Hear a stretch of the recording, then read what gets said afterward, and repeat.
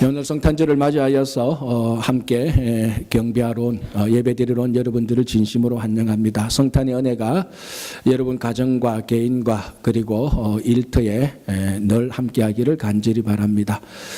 지난 주일 그러니까 어제 말과 아랫게 23일 날 저희들이 성탄 주일 예배를 드리면서 마태복음 즉 마태가 전해주는 예수님의 탄생을 저희들이 함께 살펴봤습니다.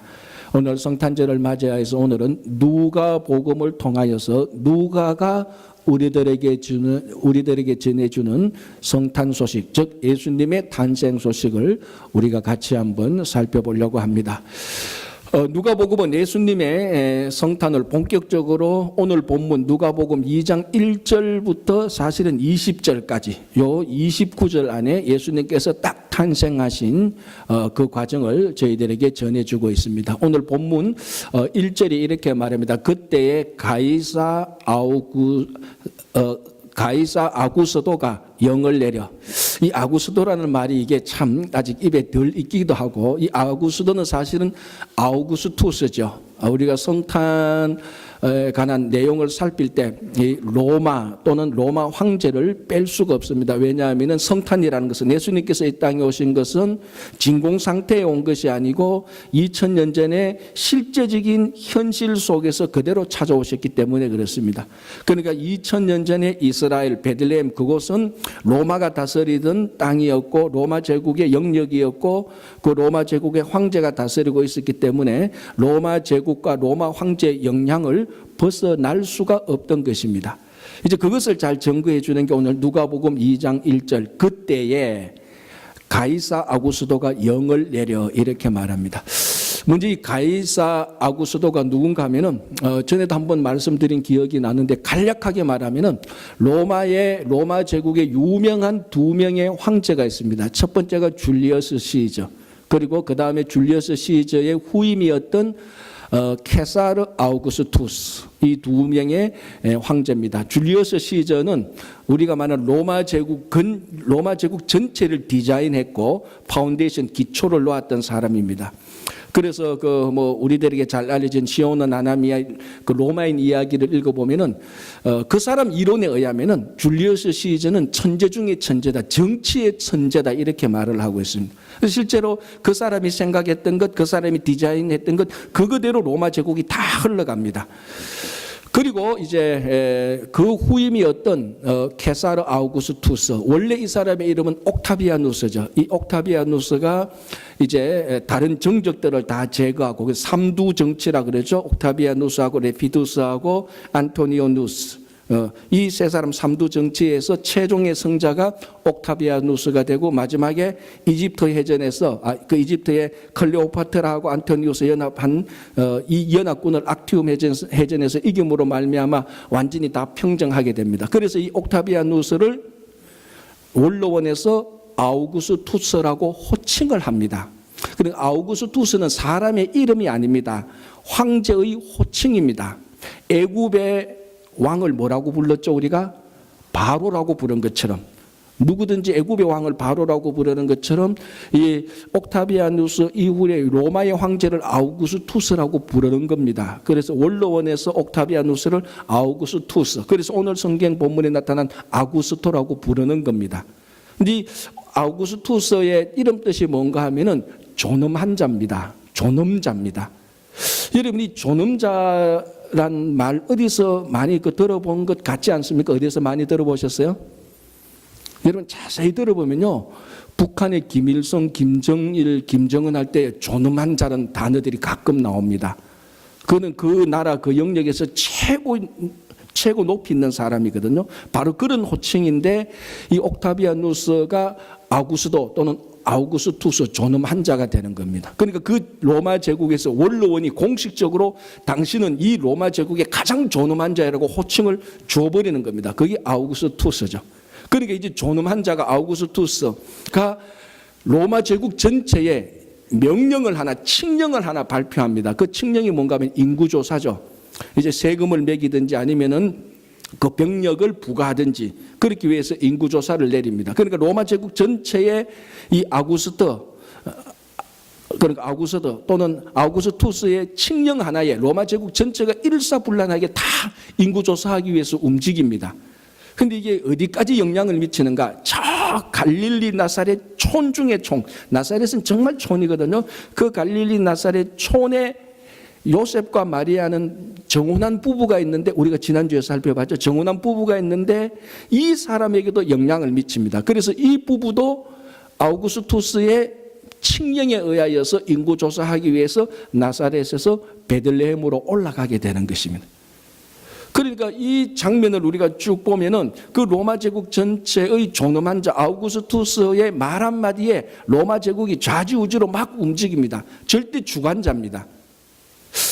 자, 성경이 바로 오늘 누가복음은 이런 세상의 모습들을 먼저 보여주고 있습니다. 그래서 이 아우구스도의 칙령에 의하여서 베들레헴으로 올라간 한 부부 요셉과 마리아, 그것을 보여주면서, 그런데 마침 아기를 잉태했기 때문에 베들레헴에 갔는데 잉태한 아기가 막 이제 세상으로 나오려고 합니다. 그래서 아기를 낳으려고 이제 그 방을 찾고, 그래서 객실이 없어가지고 말구유에 아기를 놓이는 그 장면이 오늘 본문입니다. 뭐 우리가 익히, 제가 설명을 안 해도 우리가 익히 잘 알고 있는 내용이죠. 자, 이것을 보면서 아우구스투스가 존엄자로서 세상을 움직이고 있습니다. 주관하고 있습니다. 그러나 이 누가복음 요것만 보면은 아우구스투스가 세상의 주관자인 것지만은 이 누가복음에서 이 한 부부가 베들레헴으로 올라간 것은 굉장히 중요한 의미가 있죠. 이 칙령이 내리기 전에 650년 전에 미가라는 선지자가 미가서 5장 2절에서 5절까지 보면은 유다 에브라함 그 베들레헴 에브라다가 아주 자그마한 마을이지만 거기에 한 여인이, 그 마을에서 한 여인이 아기를 낳아서 이 낳은 아기는 하나님의 능력과 하나님의 권위로서 이 세상에 나오는데 이 아기가 세상에 평화를 주는 아기다라고 말하고 있습니다. 이게 650년 전 아우구스투스의 칙령 650년 전에 이미 하나님께서 인류를 구원하시려고 인류 구원의 계획서로서 미리 선포해 놓은 것입니다.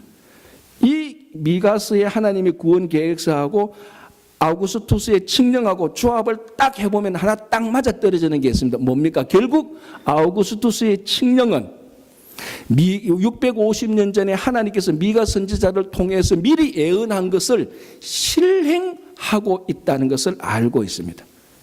그래서 세상을 보면, 겉으로 보면 아우구스토가 막 주관하는 것 같은데 세상을 막 주관하고 있는 아우구스투스를 뒤에서 배후 조정하고 있는 것은 하나님이라는 것입니다. 그걸 오늘 이 본문을 통해서 보여줍니다. 그래서 역사의 주관자는 황제인 것 같고, 역사의 주관자는, 세상의 주관자는 대통령인 것 같고 왕인 것 같지만은 그 왕과 대통령과 황제와 귀족들과 정치 지도자들과 모든 사람을 뒤에서 하나님의 뜻대로 움직이고 있다는 것을 말해주고 있는 것입니다. 그래서 인류 역사나 어떤 한 공동체의 역사나 한 개인의 역사의 주관자는 사람인 것처럼 보이지만 그 공동체의 지도자가 움직이는 것처럼 보이지만 결국은 모든 손놀림은 하나님에 의하여서 움직이고 있다는 것을 증거하는 것입니다. 자, 그렇다면은 우리 일상적인 사사로운 사건도 똑같습니다. 부엌에서 설거지를 하는 것, 학생들이 학교에 가서 공부를 하는 것, 그리고 아버지가 직장이나 일터에 가서 일하는 것, 이 모든 것이 전혀 하나님의 손길이 느끼지 않지만은 역시 이 또한 역시 그 모든 것의 배후에는 하나님의 역사와 섭리가 배어 있다는 것입니다. 자, 이것이 얼마나 우리에게 큰 위로와 은혜가 되는지 모릅니다. 왜 그런가 하면요, 지금 여러분들이 당하고 경험하고 있는 아픔과 슬픔과 절망이 있을 것입니다. 그 배후에도 하나님이 지금 계신다는 것입니다. 자, 하나님이 여러분들의 절망과 우리의 아픔 속에, 슬픔 속에, 배신 속에, 상처 속에 그 배후에 하나님이 있다면은 지금 우리가 알고 있는, 우리가 경험해 본 하나님은 그 절망과 슬픔 뒤에 있는 하나님은 우리를 그런 것들을 통해서 파괴시키는 하나님이 아니고 오히려 그런 것들을 통해서 우리를 세워주고 그런 일들을 통해서 하나님을 알게 하고 그런 일들을 통해서 성숙하게 하고 그런 일들을 통해서 변화를 받게 하는 것입니다. 그래서 그래서 지금 내가 상처받은 거 누구 때문에 상처받고 내가 절망되는 거 어떤 일 때문에 절망됐지만 그 모든 것의 배후에 여전히 하나님이 있다는 것입니다. 그래서 이 하나님은 우리의 모든 부정적인 거나 문제나 아픔을 그냥 가만히 보고 계시고 그냥 파괴 쪽으로 가는 것으로 허락하시는 분이 아니라는 것입니다. 하나님께서 다시 세워주시고 하나님의 구원의 역사로 하나님께서 우리 인생의 물줄기를 흘러가실 것을 우리가 알기 때문에 지금 내가 당하는 아픔과 슬픔과 고통 속에서도 우리는 넉넉히 충분히 견뎌나갈 수 있는 것입니다. 자, 누가복음이 특별하게 예수님의 탄생에 대해서 보여주고 있는 한 장면이 있습니다. 그 장면이 뭔가 하면은 이 땅에 오신 하나님, 즉 아기 예수께서 이 땅에 자기 몸을 누일 곳이 없어서 말구유에 몸을 처음 눕혔다는 것입니다.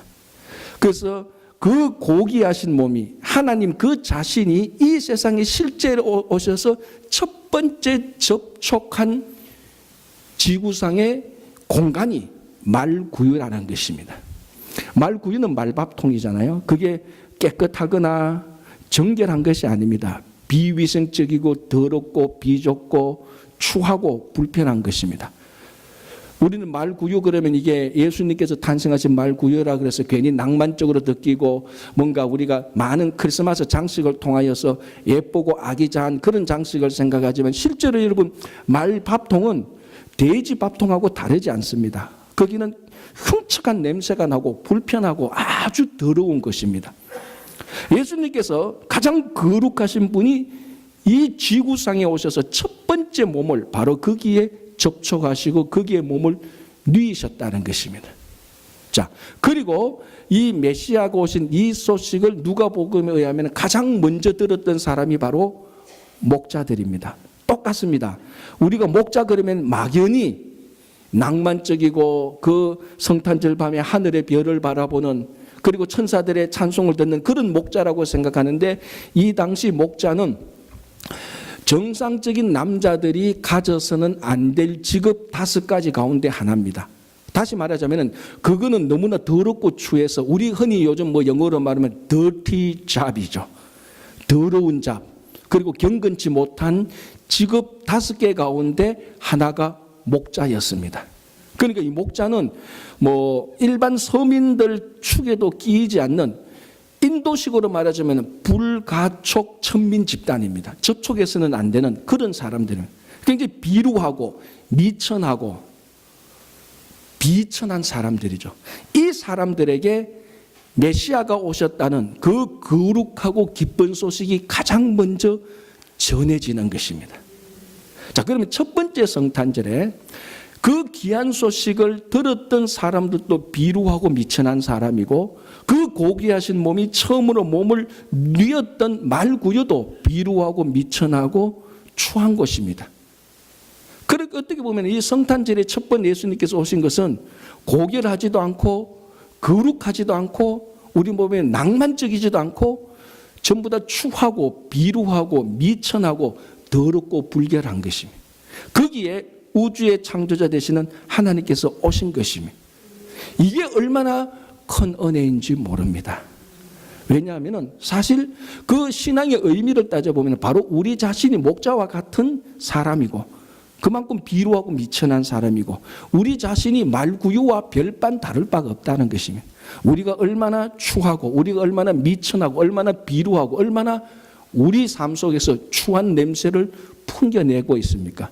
그런데 그곳에 하나님 고결한 하나님 온전히 고결한 하나님께서 오셔서 말구유를 오히려 더럽고 추한 말구유를 온전하게 하고 거룩하게 하고 미천한 목자들을 고결하게 하나님께서 만들어 주시는 것입니다. 이것을 가리켜서 사도 바울은 우리가 질그릇 같은 우리에게 보배가 있다. 그래서 질그릇 속에 감추인 보배라고 말을 합니다. 자, 여러분, 그릇은 재질, 즉 무슨 그릇으로 무엇으로 만드느냐는 굉장히 중요합니다. 그래서 금으로 만든 그릇은 금그릇, 은으로 만든 것은 은그릇이라고 말을 합니다. 그러나 그릇의 재질, 그릇의 재료보다 더 중요한 것은 그릇의 용도입니다. 어느 그릇에 물을 넣으면은 물을 담은 그릇은 물그릇이 되고, 밥을 담으면 밥그릇이 되고, 반찬을 담으면 반찬 그릇이 됩니다. 그런데 좀 미안합니다. 추한 그릇이면 배설물을 담은 그릇이 되면 그거는 똥그릇이 되는 것입니다. 금으로 만든 그릇이다 할지라도 거기에 배설물을 담으면은 사람들은 그 그릇은 배설물 그릇이라고 말을 합니다. 그러나 토기로 만들거나 아주 미천한 나무로 만들어도 그 안에 보배를 담아 놓으면 그거는 보배 그릇이 됩니다. 저 그릇은 무엇으로 만들었느냐, 금, 은, 재질보다 더 중요한 것은 그 그릇이 무엇을 품고 있느냐가 훨씬 더 중요한 겁니다. 예수님께서 이 땅에 오셔서 우리 안에 오셨습니다. 찾아오셨습니다. 그래서 우리 같은 질그릇, 토기, 미천한 그릇에 예수님께서 오셔서, 보배로운 예수님께서 오셔서 질그릇 같은 우리를 보배 그릇으로 만들어 준 것입니다. 그래서 예수님께서 말구유에 오셔서 말구유를 거룩하게 하고, 목자들에게 기쁨의 소식을 전해서 그 목자들을 고결한 삶으로 하나님께서 만들어 주시는 것입니다. 어떤 한 나라에 아주 못생겼는데 가장 지혜로운 신하가 있었습니다. 이 신하는 자기 왕에게만 충성합니다. 그런데 그 나라에 아주 예쁜, 그러나 좀 도도한 공주가 있었습니다. 밖에 나가면 모든 사람이 자기를 존중하고 자기한테 인기를 얻으려고 굽신굽신 거리는데, 저 못생긴 신하 하나만은 자기를 겉들도 보지도 않는 것입니다. 그러나 가장 지혜로운 것은 인정하기 때문에 이 공주가 그 신하에게 가서 물었습니다. 왜 신은 하나님께서 당신같이 이렇게 못생긴 사람에게 가장 온전한 지혜를 주었는가, 이렇게 질문을 했습니다. 그 질문을 드렸던 신하가 이런 얘기를 했습니다. 공주님, 왕이 드시는 포도주가 있죠. 그러니까 공주가 그렇지, 그 포도주를 어디에 보관하고 있죠? 라고 하니까 이 공주가 하는 말이 토기에 보관하고 있지, 이렇게 말했습니다. 그러니까 신하가 화를 벌컥 내면서, 공주님, 왕이 드시는 포도주를 어떻게 토기에 보관하고 있느냐고, 그건 큰일 날 일이라고, 왕이 드시는 포도주는 금그릇에 담아야 된다고. 그럼 공주가 듣고 보니까 아차 싶은 거예요. 그렇지, 맞지. 이 나라의 최고 높은 왕이 드시는 포도주를 어떻게 보잘것없는 토기에, 질그릇에 담고 있느냐. 그래서 빨리 가서 포도원 담당하는 그 신하에게 왕의 그 마시는 그 포도주를 금그릇으로 다 담으라고 명령을 내렸습니다. 얼마의 시간이 지난 뒤 그 이웃 나라의 사절이 찾아와서 함께 외교를 논하고 이제 식사를 하게 됩니다. 왕이 포도원 담당하는 사람에게 포도주를 가져오라 그럽니다. 그래서 함께 포도주를 다 이렇게 그 잔에 따르고 마셨는데 이 포도주가 아주 맛이 이상하게 변한 겁니다. 그래서 왕이 화가 나서 포도원 담당자에게 물었습니다. 왜 포도주를 이런 식으로 관리하느냐? 무슨 일이냐? 물으니까 그 포도원 담당하는 사람이 말합니다. 얼마 전에 공주님께서 오셔서 이 모든 포도주를 금그릇에 담으라고 해서 금그릇에 담았는데 아마 맛이 이렇게 변질되었습니다. 왕이 그 얘기를 듣고 공주를 불러서 또 크게 책망했습니다. 이 바보 같은 공주야, 이 포도주를 금그릇에 담아서 맛이 다 변하지 않았느냐, 이렇게 질책을 했습니다. 질책을 듣던 공주가 다시 못생긴 신하에게 와서 말했죠. 당신이 다 알면서 나를 골탕 먹이려고 일부러 그 포도주를, 토기 그릇에 있는 포도주를 금그릇에 담았지요 라고 이렇게 막 신하를 따져 묻자, 그 신하가 말하기를 당신을 골탕 먹이려고 한 것이 아니고 당신이 내게 질문한 것에 대한 답변입니다 라고 말했습니다. 뭐라고 질문했죠? 왜 신은, 하나님은 당신같이 못생긴 사람에게 지혜를 줬느냐고 그 질문을 했잖아요. 마찬가지입니다. 가장 고결한, 왕이 마셔야 되는 가장 고결한 포도주는 가장 형편없는 포도주 토기에 담겨져가 있을 때 맛이 나는데, 그래서 이 토기가 귀하게 되는 것입니다. 마찬가지로 신은, 하나님은 내같이 못생긴 사람에게 지혜를 주셔서 나를 고결하게 한 것입니다 라고 말을 한 것입니다. 그리고 그게 오늘 성탄절 얘기입니다.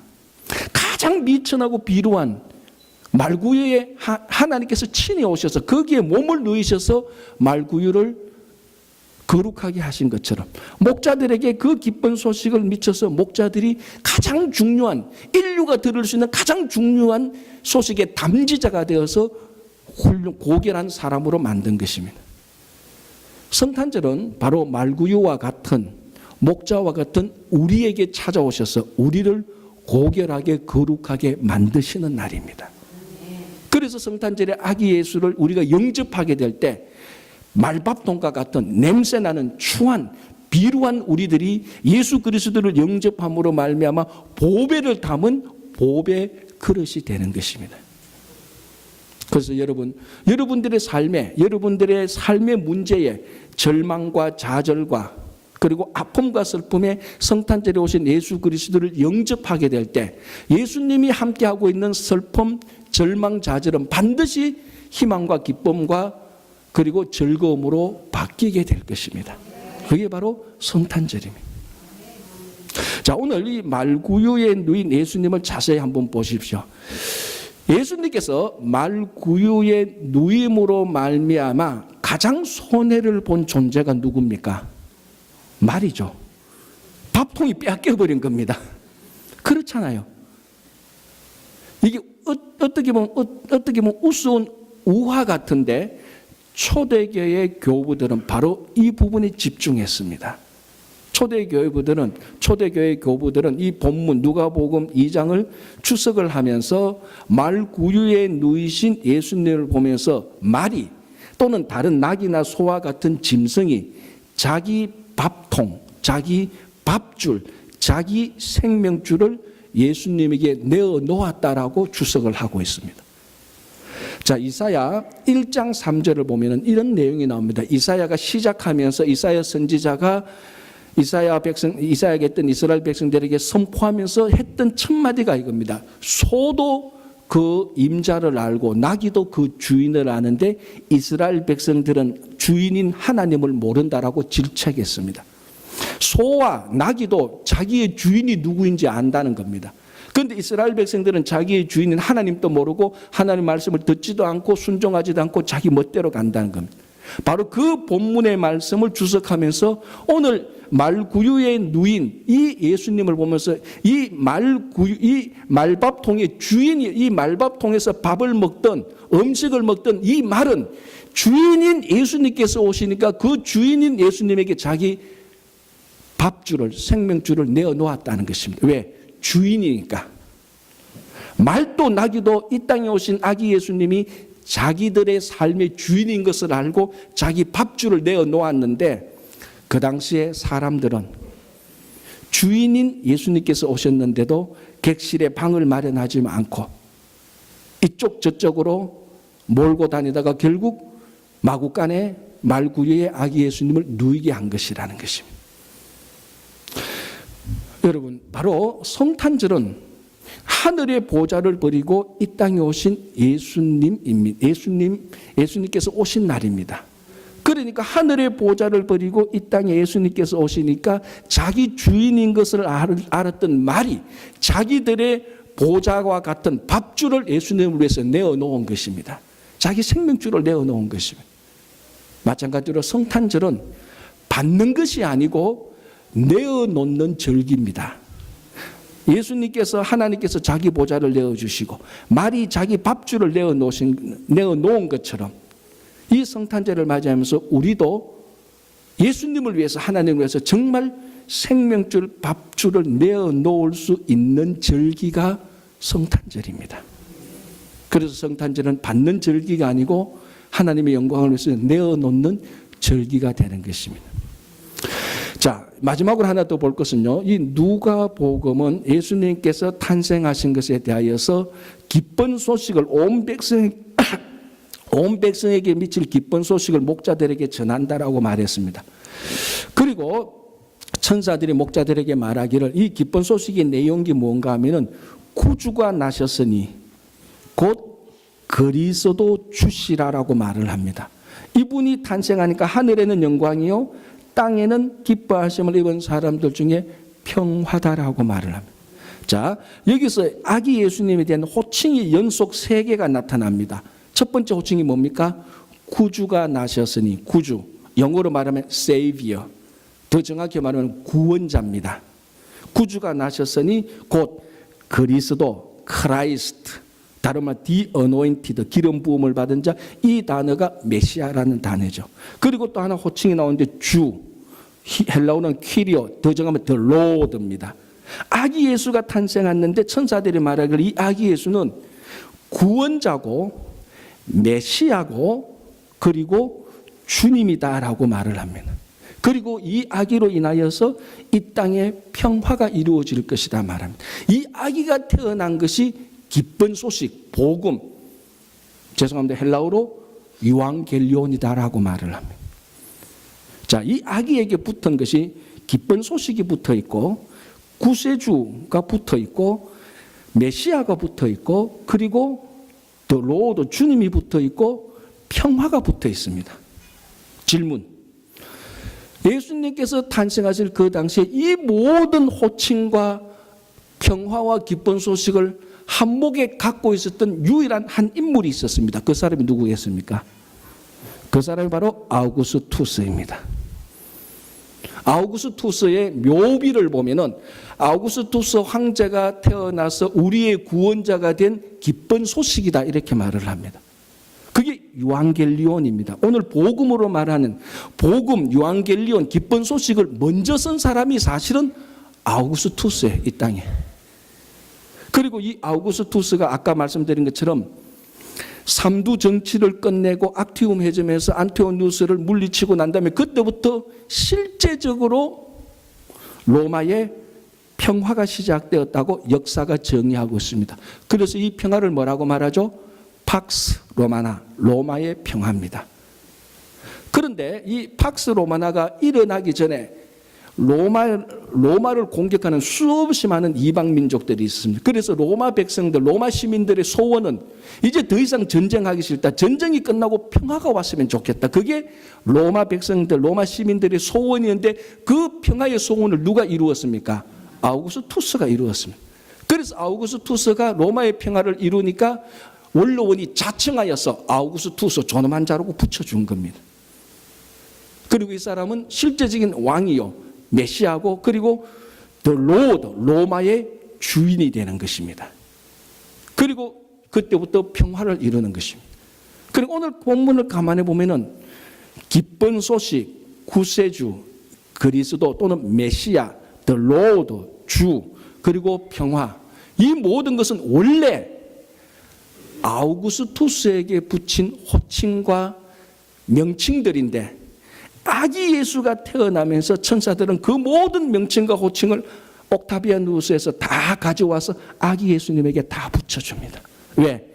이제 태어난 이 아기 예수가 진짜로 구세주요, 진짜로 메시아고 진짜로 온 세계의 주님이 된다는 겁니다. 이제 이 아기 예수가 앞으로 사역하는 이 아기 예수의 사역을 통해서 진짜로 이 땅에 평화가 온다는 것입니다. 로마의 평화가 아니고, 로마의 평화는 식민지를 건설하고 가난하고 약한 사람들을 착취해서 얻은 평화지만은 예수님께서 앞으로 이 아기 예수가 이루는 평화는 자기를 십자가에 내어줌으로 모든 백성에게 진실로 복음의 평화를 줄 것이라는 것입니다. 이 아기가 태어난 것이 이게 유앙겔리온, 이게 진짜 기쁜 소식이라는 것입니다. 로마 황제가 태어난 게 기쁜 소식이 아니고 아기 예수가 태어난 것이 진짜로 복음 기쁜 소식이라는 것입니다. 이로 인하여서 인류의 역사가 새롭게 시작되는 것입니다. 그래서 누가복음은 이 아기 예수의 탄생을 통해서 인류의 새로운 역사를 향해서 진짜 인류의 메시아가 온 것을 선포하면서 이제 우리들에게 진짜 평화가 시작된다는 것입니다. 그래서 성탄절은 그냥 단순한 할리데이, 단순한 공휴일이 아니고 우리 주일학교 아이들이 좋아하는 산타크로스에게 선물 받는 그런 날이 아니고 열심히 일하고 수고하다가 좀 며칠 쉬는 날이 아니고 인류의 역사가 확 뒤바뀌는, 새롭게 시작하는 평화가 시작되는 진짜 기쁜 소식이 시작되는 날입니다. 이 평화와 새로운 역사가 시작됨으로 말미암아 우리들 삶에 있는 모든 절망과 좌절이 한순간에 다 날아가 버려요. 아기 예수를 영접하는 순간 예수님의 평화가 여러분 삶 속에, 가정 속에, 일터 속에 가득히 차게 되는 것입니다. 그래서 2018년 우리가 오늘 맞이하는 이 성탄절에 이 땅에 오신 예수님을 영접하여서 진짜 이 예수님이 진짜 여러분들의 아우구스투스가 되시기를 바랍니다. 이분이 진짜 우리들의 존엄한 자입니다. 이분이야말로 진짜 우리의 구세주가 되는 것입니다. 성탄절에 이 예수님을 영접하고 찬양함으로 영광을 돌리며 여러분 삶에 하늘의 기쁨을 누리시는 하루가 되시기를, 그리고 한 해가 되시기를 간절히 바랍니다. 기도하겠습니다.